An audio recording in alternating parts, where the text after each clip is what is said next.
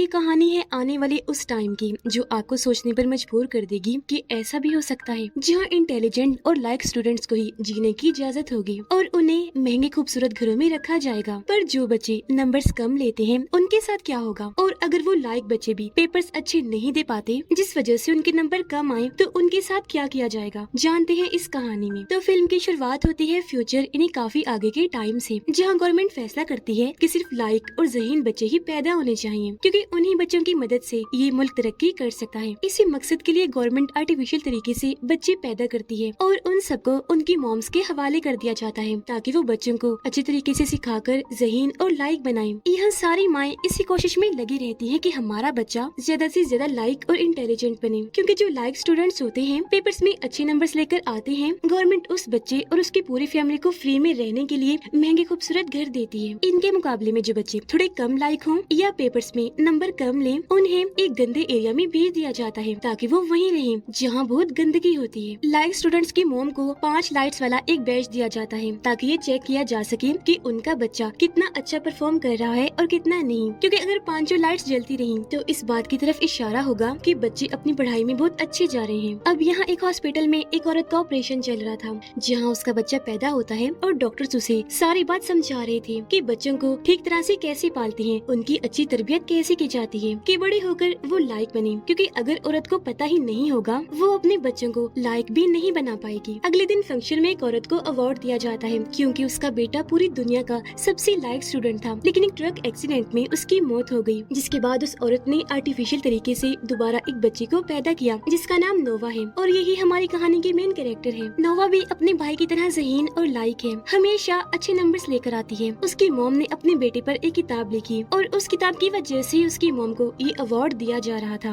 लोगों में से तभी एक औरत खड़ी होकर पूछने लगी कि आपके दोनों बच्चे ही लायक कैसे हैं? इसके पीछे कोई खास बात है? जिस पर नोवा की मॉम कुछ नहीं कहती, चुपचाप खड़ी रहती है। तब शो का होस्ट बोलता है ये उनका अपना मामला है, ये सवाल काफी पर्सनल है तो ये जवाब नहीं देंगी, जिससे हम समझ पाए कि जरूर दोनों बच्चों के लायक होने के पीछे कोई राज छुपा है। अब एक जगह बहुत सारे स्टूडेंट्स सो रहे थे जहाँ उनके पास डॉक्टर्स आते हैं चेकअप करने के लिए। बाहर गवर्नमेंट ऑफिसर्स आपस में ये बात कह रहे थे कि इन सभी स्टूडेंट्स को खत्म कर दिया जाएगा क्योंकि ये लायक नहीं है तो मुल्क के किसी फायदे के नहीं, जिसका मतलब कि जो स्टूडेंट्स नंबर्स कम लेते हैं इलाज के नाम पर एक बीमारी का बहाना लगाकर उन्हें मार दिया जाता है, वो भी खुफिया तौर पर। अभी वो ये बातें कर ही रहे थे कि तभी यहाँ एक डॉक्टर आकर कहता है कि अगर ये लायक नहीं तो इसमें इन बच्चों का कोई कसूर नहीं है, क्योंकि इन्हें लायक बनने का, पेपर्स में अच्छे नंबर्स लेने का बहुत प्रेशर दिया गया है। इनकी माँ ने दिमाग को ताकत देने वाली दवाइयाँ भी खिलाई जिस वजह से इन बच्चों को दिमागी टेंशन वाला थोड़ा सा मसला हो गया है, ये ठीक हो जाएंगे इसीलिए इन्हें मत मारा जाए, ये गलत है। जिस पर सीनियर ऑफिसर अपने दूसरे ऑफिसर को कहता है कि ये डॉक्टर गवर्नमेंट के कामों में दखल दे रहा है, इसने आवाज उठाई तब इसे भी गिरफ्तार कर लिया जाए। अवार्ड फंक्शन खत्म होने के बाद जब नोवा और उसकी मम वहाँ से बाहर आई तो वहाँ बहुत सारे स्टूडेंट्स को एक जगह पर ले जाया जा रहा था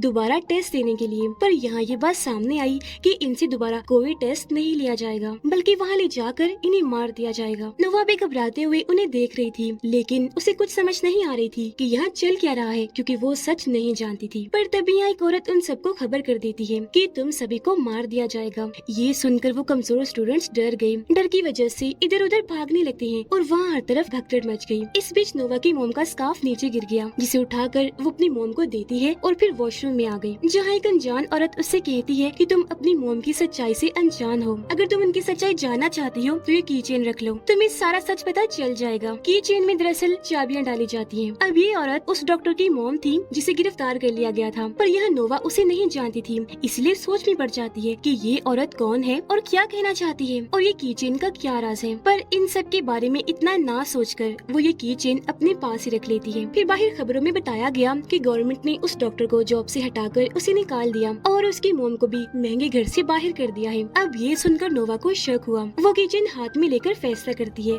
कि मैं सच जान के ही रहूंगी। साथ में उसने ये फैसला भी किया था कि मैं इस बारे में अपनी मोम को बिल्कुल नहीं बताऊंगी। अब नोवा के घर में उसका ट्यूशन टीचर उसे पढ़ाने आता है क्योंकि वो बस अपनी मोम के कहने पर उनकी प्रेशर से अच्छा पढ़ती है। उसका पढ़ाई में खास दिल नहीं लगता और न ही वो अपने भाई की तरह इतनी लायक है, तो उसकी मोम को ये टीचर रखना पड़ा क्योंकि वो दिन ब दिन पढ़ाई में कमजोर होती जा रही है, उसके नंबर्स कम आना शुरू हो गए हैं। उसकी मोम फिक्रमंद थी ये सोचकर कि अगर ऐसा ही चलता रहा तो एक दिन हमें इस खूबसूरत घर से निकालकर उस गंदे एरिया में धकेल दिया जाएगा, जो चीज वो बर्दाश्त नहीं कर सकती थी। टीचर भी उन्हें इस बारे में खबर करता है कि नोवा पढ़ाई में कमजोर होती जा रही है। वो ये बातें बता ही रहा था कि तभी उसकी मॉम के बैच की एक लाइट बंद हो जाती है, जो देखकर वो परेशान हो गई, क्योंकि अगर सारी लाइट्स ऑफ हो गई तो उन्हें गंदे एरिया में जाना ही होगा। टीचर उन्हें कहता है कि कुछ भी करके नोवा को अच्छा पढ़ना है और अच्छे नंबर्स लेकर आने हैं, वरना बहुत बुरा होगा। अगले दिन नोवा की मॉम उसे गंदे एरिया में लेकर जाती है, वो जगह दिखाने के लिए, ताकि वहाँ का माहौल देखकर नोवा को डर हो जाए और वो आगे से अच्छा पढ़े। अब उसकी मॉम को नोवा की फिक्र नहीं थी कि ऐसी प्रेशर डालना ठीक नहीं होता, बल्कि वो तो ऐसी ऐश वाली जिंदगी चाहती है और हमेशा सबकी नजर में अपनी यही जगह बनाए रखना चाहती है। अगले दिन जब ये घर में थे तो मार्केट जाने से पहले उसकी मॉम अपना बैच उतार देती है, ताकि उसकी एक बंद लाइट को देखकर कोई नोवा की परफॉर्मेंस के बारे में सवाल न करे। उन्होंने उतार कर रखा ही था कि तभी बैच का अलार्म बज गया, क्योंकि उसे हर वक्त पहनना होता है, तो इसीलिए उसकी मॉम को फिर से पहनना पड़ता है वो बैच। उसकी मॉम जब मार्केट में गई तो बैच देखकर एक औरत पूछती है कि आपकी बेटी तो टॉपर है ना, हमेशा सबसे अच्छे नंबर लेकर आती है, तो फिर ये एक लाइट ऑफ क्यों है, उसकी परफॉर्मेंस ठीक तो है। ये सवाल उसकी मॉम को बहुत बुरा लगा, वो काफी शर्मिंदा हो गई, लेकिन फिर कोई बहाना बनाकर वहाँ से बाहर आ जाती है। घर जब वो जाने लगी तो देखती है कि एक औरत को उसके महंगे जानबूझकर किया, तो वो उसे माफी मांगने का कहती है। इस पर वो कहती है, सर इसमें मेरी तो कोई गलती नहीं है, आपको ही देके चलना चाहिए था। ये सुनकर टीचर उसे और डांटने लगी, जिस वजह से नोवा को इतना गुस्सा आया कि वो बिल्डिंग से कूदने की धमकी देती है। तब उसका टीचर समझ गया कि वो अपने कंट्रोल में नहीं है, इसे ADHD है, क्योंकि ये उसकी ही निशानियां हैं जब ये ऐसा कर रही है। इससे पहले वो कूदती, उसका दोस्त नोवा को पकड़ लेता है। फिर जब नोवा घर आई तो दोनों माँ बेटियां बिल्कुल नॉर्मल थी, यानी अब वो कोई भी अजीब हरकत नहीं कर रही थी, जिससे यहाँ ये बात सामने आई कि ये सब उसकी मॉम का प्लान था। उसने नोवा को ट्रेनिंग दी थी कि तुम ऐसे एक्टिंग करना जैसे तुम्हें सच में ADHD है, तुम्हें पेपर्स देने नहीं पड़ेंगे और ऐसे तुम फेल होने से बच जाओगी और हम इसी घर में रहेंगे। फिर वो नोवा को एक चाकू देकर कहती है कि ये रखो, कल तुम्हारा बर्थडे है, जब तुम्हारे दोस्त तुम्हें गिफ्ट्स दें तो उनके सामने ही सबके गिफ्ट्स फाड़कर फेंक देना, ताकि उन्हें यकीन हो जाए कि तुम्हें सच में ADHD है। ये सुनकर नोवा उदास हो गई, क्योंकि वो ऐसा करना नहीं चाहती थी,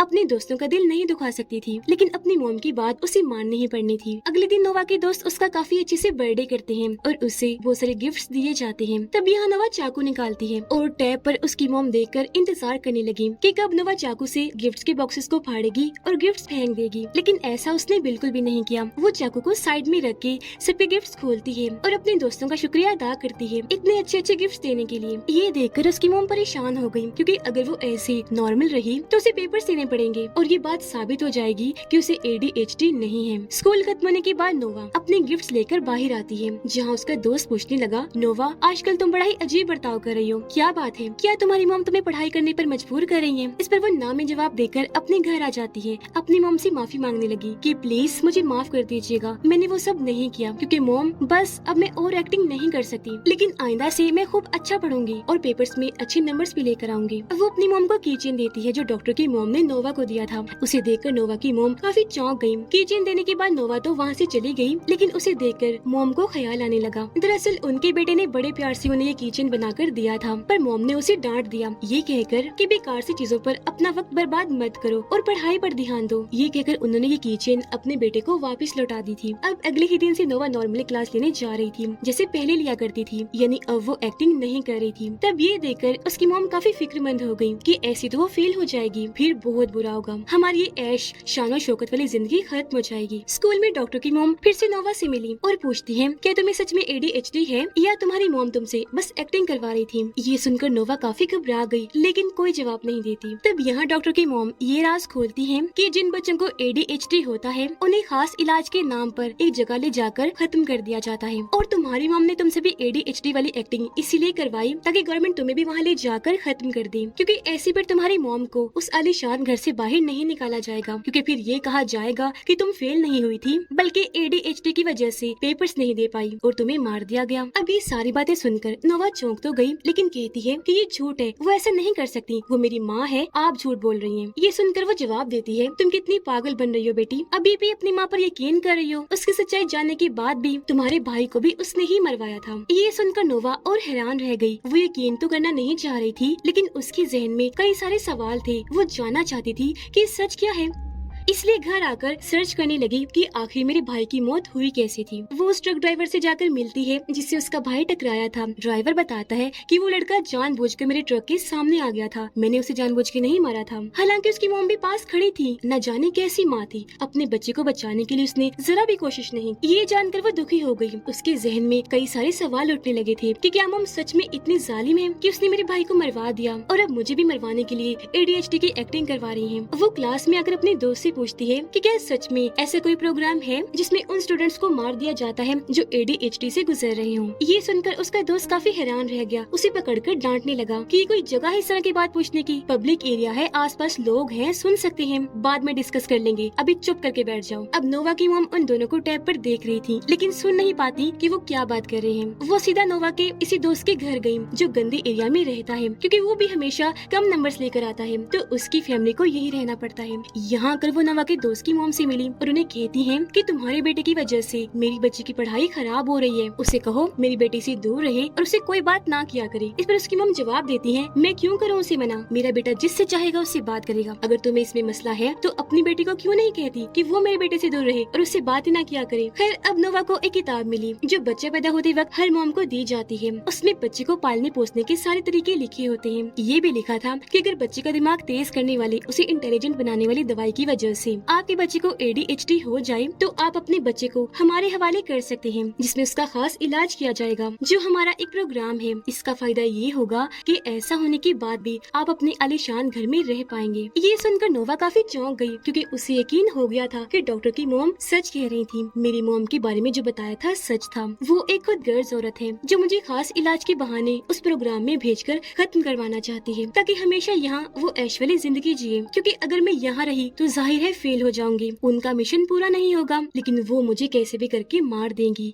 ये सोचकर वो डर गई, अपने घर से भागकर अपने दोस्त के घर आ गई। यहाँ उसके दोस्त की मॉम उसका वेलकम ऐसे करती है जैसे उन्हें पता था कि नोवा यहाँ आने वाली हो। वो नोवा को एक खुफिया जगह पर लेकर जाती है जहाँ उस जैसे और भी कई सारे स्टूडेंट्स थे जो अपनी जान बचाकर यहाँ आ गए थे और तभी से यहीं पर रह रहे थे। यहाँ उन्हें रहने की सारी सहूलियात दी जाती है। बच्चे अपनी मर्जी से पढ़ते हैं जो उनका दिल करे और उन्हें हर वो चीज सीखने का मौका दिया जाता है जिसमें बच्चों की दिलचस्पी हो, यानी कि आजाद जिंदगी थी। इन पर कोई प्रेशर नहीं था। बच्चों को यहाँ मजबूर नहीं किया जाता कि ज्यादा नंबर्स लेकर आने हैं, बल्कि हर बच्चा अपनी काबिलियत जितना ही पढ़ता है और कामयाब होता है। अब ये बाहर की दुनिया से हटकर खुफिया जगह बनाई थी जिसकी देखभाल कर रही थी डॉक्टर की मॉम। स्टूडेंट्स यहाँ बहुत खुश हैं। वो हर चीज को एंजॉय करके सब कुछ बहुत खुशी खुशी सीखते हैं। अब नोवा को भी यहाँ बहुत अच्छा लगा, लेकिन उसे इस बात का दुख था कि मैं अपनी मॉम को धोखा देकर यहाँ चली आई। वो जैसे भी है मेरी मॉम तो है, इसीलिए वो यहाँ से चली जाती है। उसने यहाँ के लोगों के लिए एक खत छोड़ा था कि आप लोग बहुत अच्छा काम कर रहे हैं, यह सब कुछ ठीक है, बहुत अच्छा है, आप आराम से रहें। इस जगह के बारे में मैं कभी भी किसी को भी नहीं बताऊंगी, लेकिन मुझे अपनी मॉम के पास वापस जाना है, मजबूरी है। घर जब वो आई तो उसकी मॉम दोनों का खाना डालकर वहाँ बैठी थी। वो नोवा के आने का ही इंतजार कर रही थी। नोवा उनसे माफी मांगती है जिस पर उसकी मॉम बस इतना कहती है कि आकर खाना खा लो। वो खाना खाती है तब उसकी मॉम उसके बाल बनाने लगी। नोवा पूछती है, मामा क्या आप सच में मुझसे प्यार करती है ना? इस पर उसकी मॉम सोचती रही, कोई जवाब नहीं देती। थोड़ी देर के बाद नोवा जब नहाने गई तो अचानक उसे चक्कर आने लगे, जिस वजह से वो वहीं गिरकर बेहोश हो गई, क्योंकि उसकी मॉम ने उसके खाने में बेहोशी की दवा मिला दी थी। अब जब नोवा को होश आई तो वो खुद को उस खास इलाज वाले प्रोग्राम वाली जगह में पाती है, क्योंकि सच में एक शानो शौकत वाली जिंदगी जीने के लिए उसकी मॉम ने उसे यहाँ भेज दिया था। जिसके बाद गवर्नमेंट ऑफिसर्स मिलकर नोवा को मार देते हैं। हालांकि वो बेचारी गिड़गिड़ाती रही, लेकिन किसी ने उसकी एक न सुनी और उसे मार दिया। और इस तरह उसकी मॉम ने अपनी ऐश की खातिर आज अपने दूसरे बच्चे को भी मरवा दिया। फिर उसकी मॉम यहाँ तीसरे बच्चे के लिए ऑपरेशन करवाती है। जब उन्हें होश आई तो वो खुद को एक सुरंग में पाती है जहाँ उनके सामने डॉक्टर की मॉम थी। वो नोवा की मॉम को काफी बुरा भला कहती है कि तुम कैसी औरत हो, अपने ऐशो आराम के लिए अपने दोनों बच्चों की कुर्बानी दे दी, तुम औरत हो ही नहीं सकती, तुम्हारे सीने में दिल नहीं पत्थर है, तुम्हें जरा तरस नहीं आया। जिस पर खुद गर्ज नोवा की मॉम ने जवाब दिया, कुछ पाने के लिए बहुत कुछ खोना पड़ता है, इसमें बुराई ही क्या है, दो बच्चे ही थे ना, और वैसे भी मैं अपने ऐशो आराम के लिए कुछ भी कर सकती हूँ। जो कहकर वो यहाँ से चली गई। अब दिखाया गया कि नोवा के भाई को लकड़ी के काम में बहुत महारत थी, लेकिन उसकी मॉम ने उसका शौक मार कर उसे अच्छे नंबर्स लेने पर मजबूर किया, जिससे तंग आकर वो खुद ही ट्रक के सामने आ गया और उसकी जान चली गई। कुछ वक्त के बाद नोवा की मॉम फिर से एक किताब लिखकर उसे छाप देती है। उसकी ये किताब भी पहले की तरह कामयाब रही और उसे अपनी गलती का जरा भी एहसास न हुआ। बुराई उसकी खत्म न हुई। उसने पुलिस को उस एरिया के बारे में बता दिया जहाँ सारे स्टूडेंट्स खुफिया तौर पर रह रहे थे। पुलिस ने वहाँ आकर उनके एरिया को तबाह करने के बाद सभी स्टूडेंट्स और लोगों को मार दिया, जिनमें डॉक्टर की मॉम भी शामिल थी और वो बेचारे बेमौत मारे गए, उनका कोई कसूर भी नहीं था। इसके बाद हम दोबारा से नोवा की मॉम को देखते हैं, जो आज फिर से अपने एक इंटरव्यू में आई थी। एक बार फिर आज उसकी खुदगर्जी जीत गई। वो अपने बुरे मकसद में कामयाब रही और अपने दोनों बच्चों की तरह तीसरे को भी ऐश के लिए इस्तेमाल करेगी। और इसी के साथ इस फिल्म की यहीं पर सैड एंडिंग हो जाती है।